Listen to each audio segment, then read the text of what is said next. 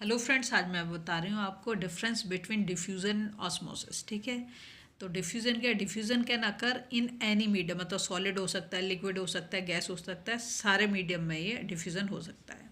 Osmosis it occurs only in liquid medium, तो इसके लिए मीडियम एक ही है, वो है लिक्विड। ठीक है, द डिफ्यूजिंग मॉलिक्यूल्स में बी सॉलिड, लिक्विड और गैसेज, मैंने आपको ऊपर बता दिया। It involves movement of solvent molecules only, सिर्फ किसका होगा? सॉल्वेंट का। सॉल्वेंट आप जानते हैं, जैसे वाटर को हम क्या बोलते हैं? यूनिवर्सल सॉल्वेंट बोलते हैं। ठीक है, फिर आया semi permeable membrane is not required. किसमें? डिफ्यूज़न के लिए कोई भी सेमी परमिएबल मेम्ब्रेन की ज़रूरत नहीं होती है। और ऑस्मोसिस में semi permeable membrane is required, इसके बिना ऑस्मोसिस होगा नहीं, तो इसके लिए तो ज़रूरी है किसका होना?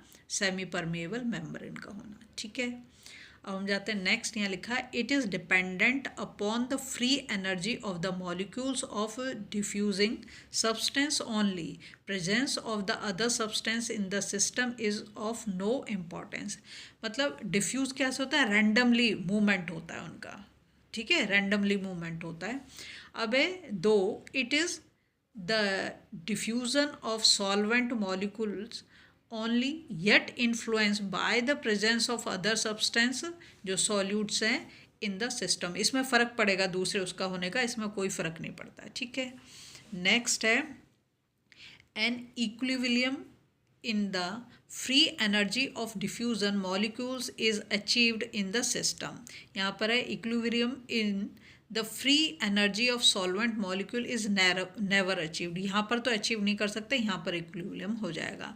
अब आप देखो, आपको लग रहा होगा बहुत बड़ा है क्वेश्चन। तीन तरीके से आता है। एक तो सीधा सीधा वो पूछ लेगा कि डिफरेंस बिटवीन डिफ्यूज़न और ऑस्मोसिस। अगर वो 2 मार्क का आ रहा है तो आप सिर्फ 2 पॉइंट्स लिखो।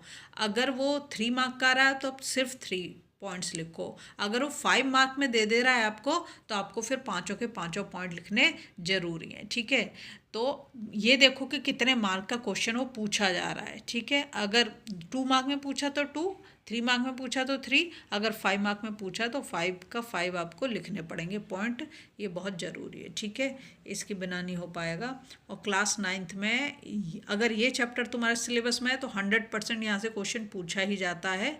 तो इसमें कोई भी मतलब वो नहीं है। अगर आप 9th क्लास में तो इसे ज़रूर तैयार करें और देखेंगे आपके एग्ज़ाम में भी ज़रूर आएगा। अगर वीडियो अच्छी लग रही है तो प्लीज़ लाइक, शेयर, सब्सक्राइब।